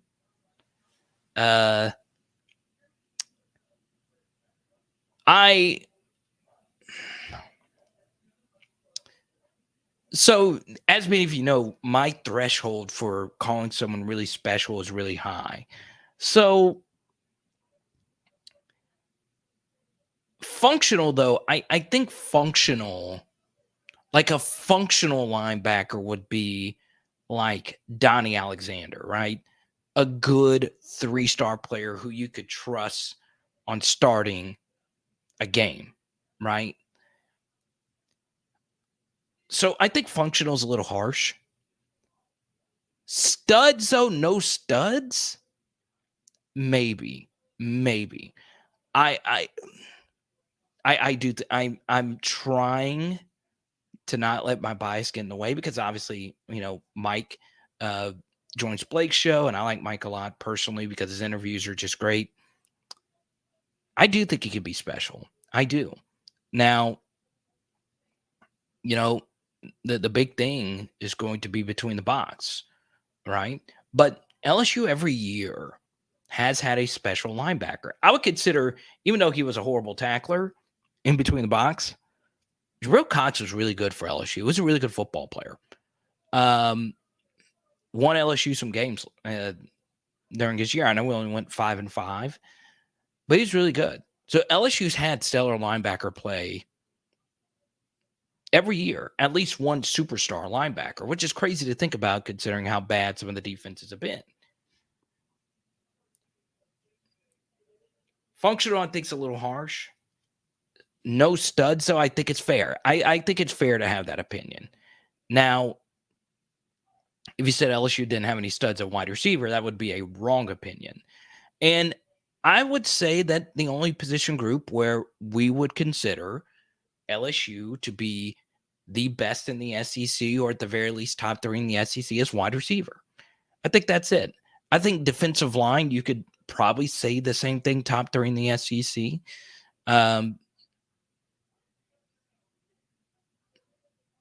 But yeah, Georgia and Alabama's defensive lines are probably the only ones that are better than LSU's.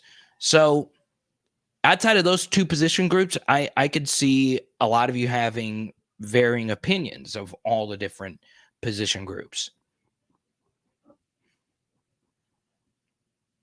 Kobe, some little inside information. Philip Webb, let's go. I would love a Philip Webb breakout. I would love it.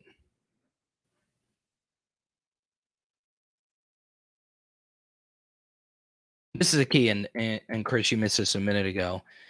It's just nuts, like how good that 2020 class for LSU was, and man, we wasted it. We wasted it. This should be a championship window for us this year, but it's not. That's why you got to get the coaching right. It takes a village, right? It does. So here we go. I just got a message. Hey, said I can hang out for a little bit longer. Yes, let's go. She did ask me a while back this night. I was like, okay, we'll start a little bit earlier. That's why I'm marrying. That's why I'm marrying Hey. That's why I'm marrying him. Not gonna lie, I'm a little hungry. I normally eat before live streams.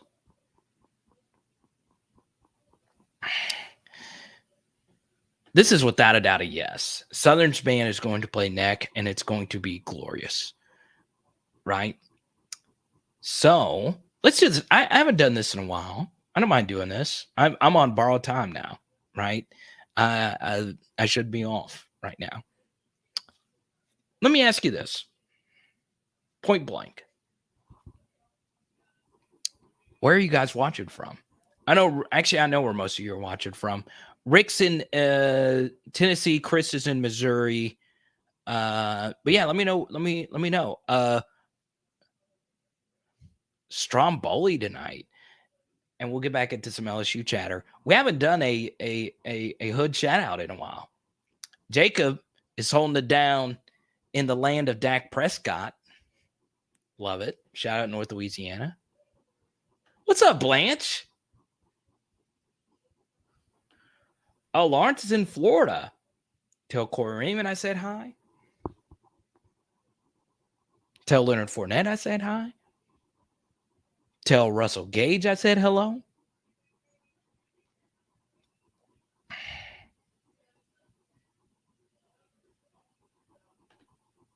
Well, I didn't ask for permission. She just said, hey, just keep going.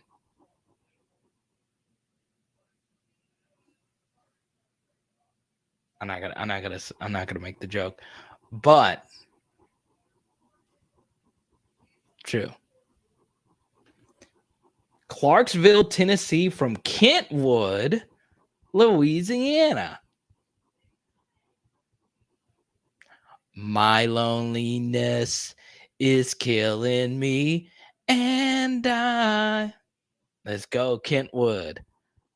Some of y'all got that reference. If you didn't get that reference, you're not my kind of guy or gal.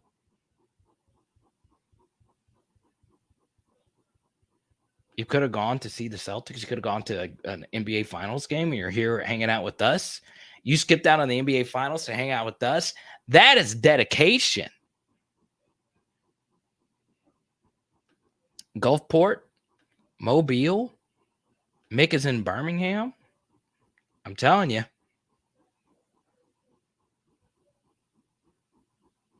Winfield, San Antonio.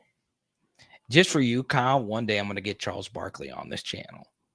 Now, if you guys get that reference, you're my kind of guy and gal. Pineville. I love driving through Pineville. I always share this Pineville story. I find Louisiana College campus to be so cool. Being able to see it from the interstate, being able to see their football stadium.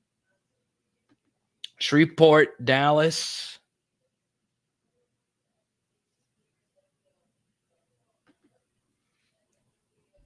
Kyle, you don't get down with Brittany? So Kyle doesn't get down with Brittany. And he hasn't changed his profile photo. And he didn't get the reference. Alexandria. Pinehurst, North Carolina.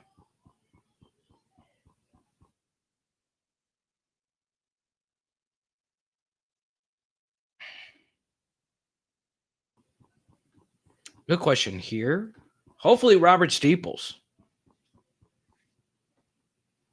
Hopefully Robert Steeples.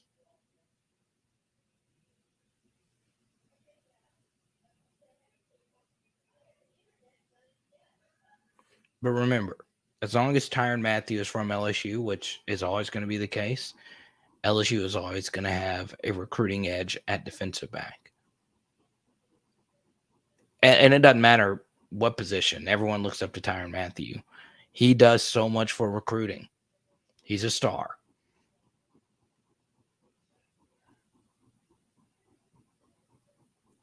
Rick, we're meeting up for the Florida State game, man. What are you talking about?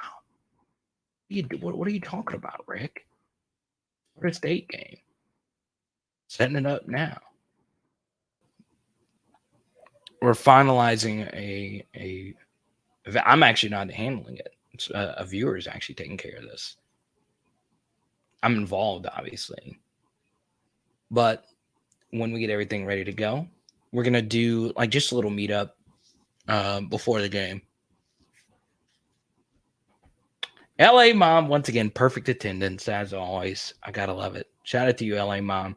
You know I love you. You have really every single stream.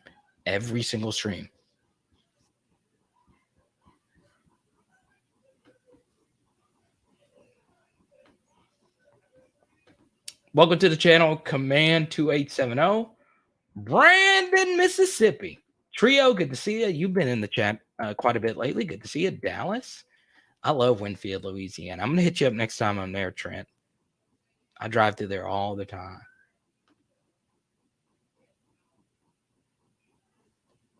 Oh, cool.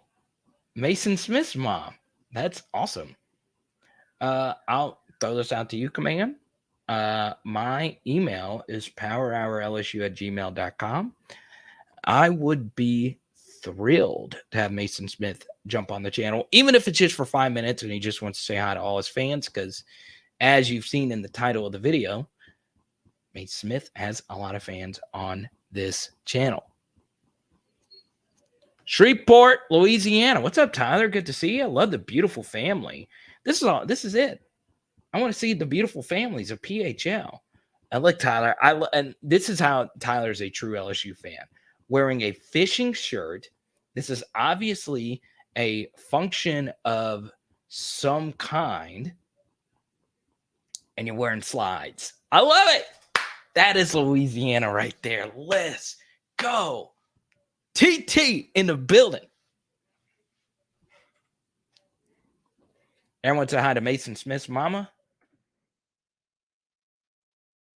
She's also watching on her phone. That's good. Got the emoji there. Tell Mason I wish him nothing but the best. And if he wants to come on, I'll send him a message. Heck, I'd love to have him on. I love me some Mason Smith. It is rare you get these Dorsey-like talents, and LSU's got 2 of them, right? And that should be pretty good for LSU next year. Bang's like, look, I actually voted for Mason Smith in the poll. That's good. That's good.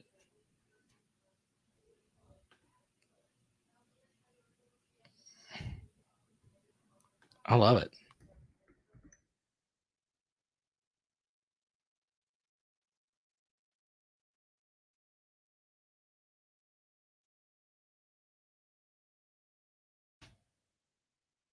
All right, PHL.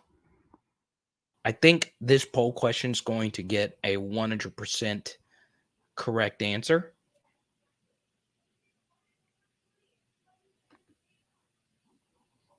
All right. It better get 100%. Don't you guys troll me. Oh, it's your son's 2nd birthday. That's a big event. Number 2. Mason Smith is the next top 5 pick for LSU. Let's hope not. Let's hope the next top 5 pick is Jaquelin Roy and BJ Ojulari. And the next year, Mason Smith is going number 1 overall ahead of Caleb Williams. Yeah, I said it. Trevor Lawrence is going to be on like the third 0-16 or 0-17 Jaguars team, and they're just going to keep trying to stockpile defensive linemen to fix the problem. Mr. Smith. I know somebody. Well, Miss Smith is like, yes. It's I already know who voted no. I know Jared voted no.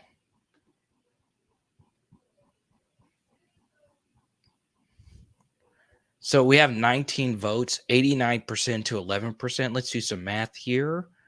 That means 2 of you voted no. I don't know who would be opposed to that. I'm pretty sure it's Jared. Yeah, Rick. Hopefully I can make the announcement soon. Okay. Soon. He could, Trent. You very well could. I also think he is going to take at least a year or 2 off, though. Big family man.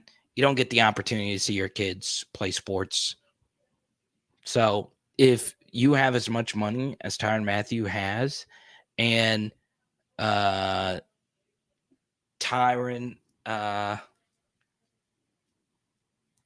Mathieu also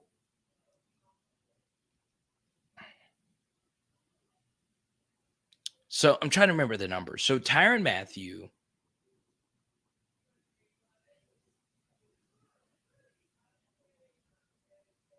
is the 5th highest paid safety of all time. So he signed a 3-year, $33 million deal. So I'm trying to remember all the numbers. He'll probably move in the top 3. So you have all the money that you want. Now, obviously, he wants to coach. He will coach. But if I were in that position, I would wait, because the demand of him being a coach is not going to go away if he sits out a year after he hangs it up, right? Everyone's going to want Tyrann Mathieu to be a part of their staff. Everybody. So that's what I think is probably going to happen. And then, like when he retires, he'll be like a consultant for LSU. And then after that, he'll start fielding interviews for NFL coaching jobs and probably be an analyst, probably like his first couple of seasons, right?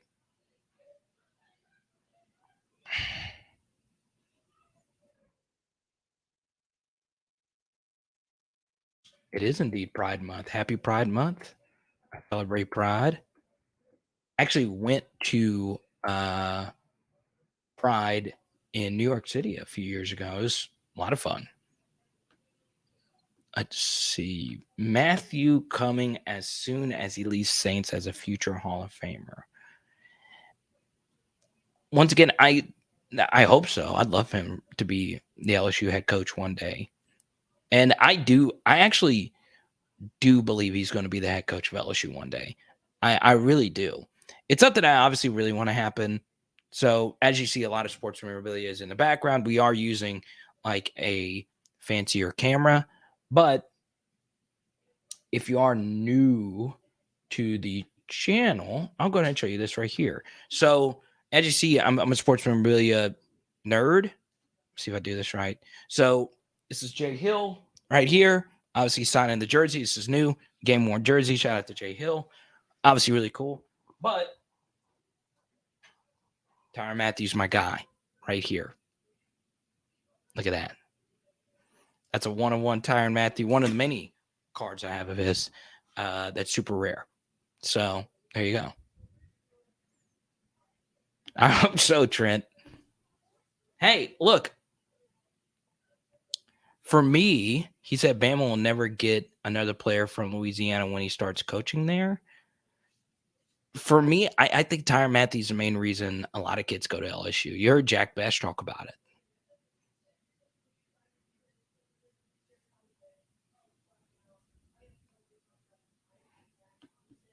But yeah. Always use more TM7 cards. One day I might give this one out. This was actually a gift from a viewer of my sports card channel. So if you are interested, I do a sports card channel with Andy Kaysen, the Fantasy Football Card Quest. We release new episodes, and it is one of my favorite projects I have going on. Not this one. This was a gift. One day, like I said, one day I'll give this away. I actually sent you some really nice ones, Jacob.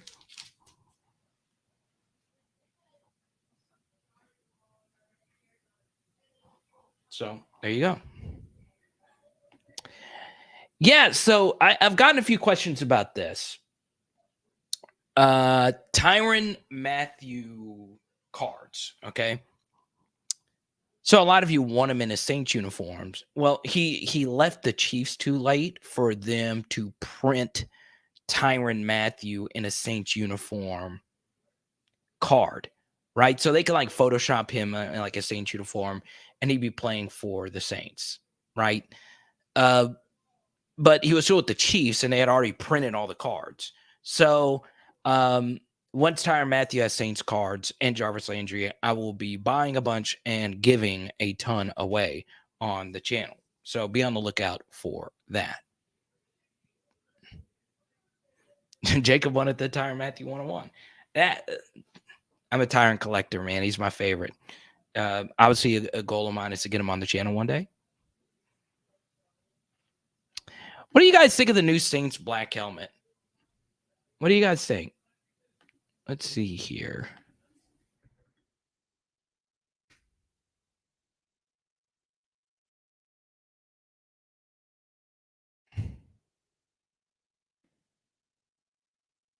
Here we go. Share screen. Here.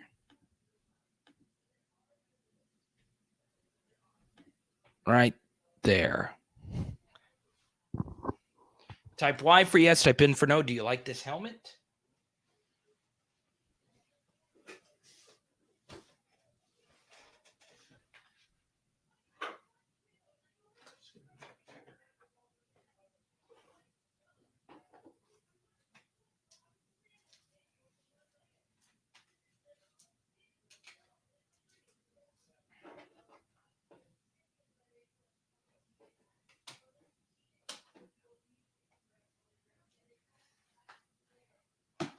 That's what I want.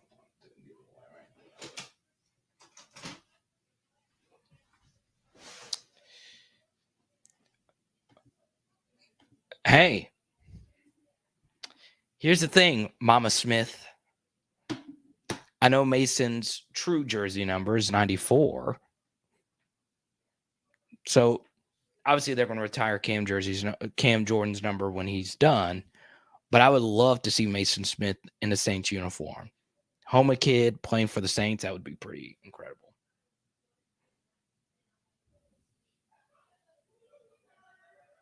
The Badger, man, I would cry. So what's funny is like I interviewed Tyrann Mathieu one time in college, and I didn't really have a relationship with him. I did have a really strong relationship with Patrick Peterson. I freaking love that guy. Like I just did. He was always the best interview for me. And honestly, I know it wasn't like the like most journalistic professional thing, but I just talked to him. Like I talked to him a lot one-on-one about the NFL. We would talk about like the Monday Night Football matchup. We would talk about just life. He is such a fascinating guy. I would love to get Patrick Peterson on here. And he is actually a really good podcaster himself. I have Eric Gilbert's jersey. I got to say this, though. Let me pull this up. Okay, now this is cold-blooded right here. Let me show you this.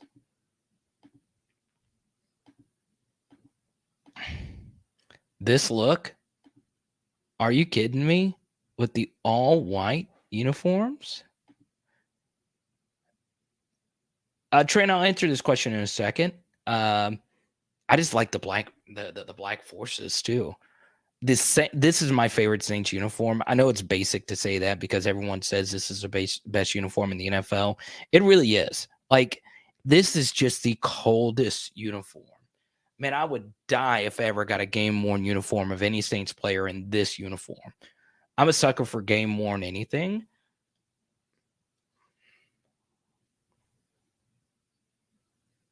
But, God, it's just cold-blooded, isn't it? It's cold-blooded.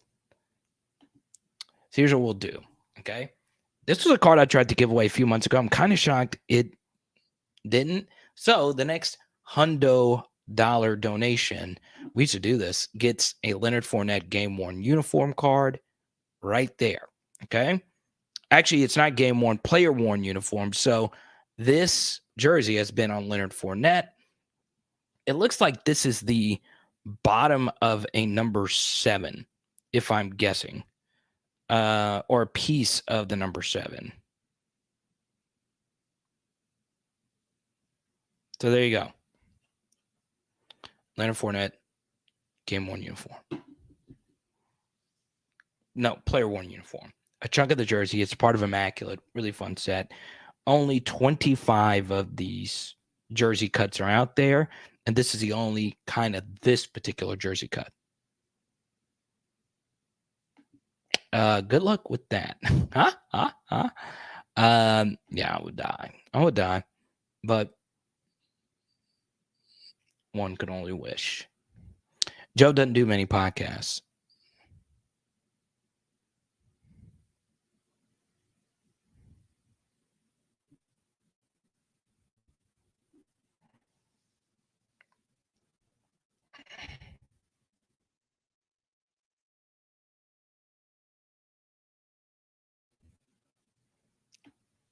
They like the All Blacks. So there you go. Burrow autograph and Geis. See here. I actually don't have a Burrow autograph. I do not. Need to change that soon. Don't have the funds right now for a Burrow autograph.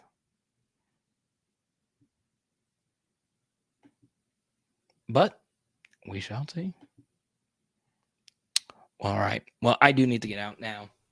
Sorry for starting this a little bit earlier than normal. It's life.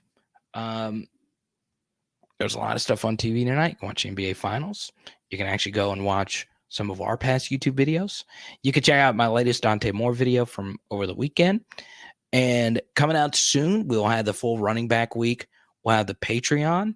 Something that's going to be very interesting about Patreon is we're going to set up a 24/7 chat community. So, a lot of you get disappointed at the end when the chat is just rolling. Well, what's really cool is I'm going to set up a chat room where you can talk to me whenever. I'll be fully available more often than not, a lot of the times. And it's going to be fun. So you can ask me a question. You can ask Jared a question. You can ask Chris a question. If, of course, you want to be a part of the Patreon community. And that will help PHL, grow. And obviously, it's the off season. I'm always upgrading equipment, upgrading a few extra things. I actually ordered, I've given out so many cards, or actually like really desirable cards with the t-shirts. I've had to order more desirable autographs. So a lot of you that get t-shirts are actually getting an autograph of a famous LSU quarterback in your order. Not Joe, but another really good quarterback. And you'll be seeing it. So a lot of you that ordered stuff, you didn't know it. You're getting a quarterback auto in your order. So, working on a lot of different things. It's going to be a lot of fun. Okay. This is obviously a big accomplishment. No bots tonight. There you go. It is. Oh, Creek just joined. It is. Power Hour LSU. Bam.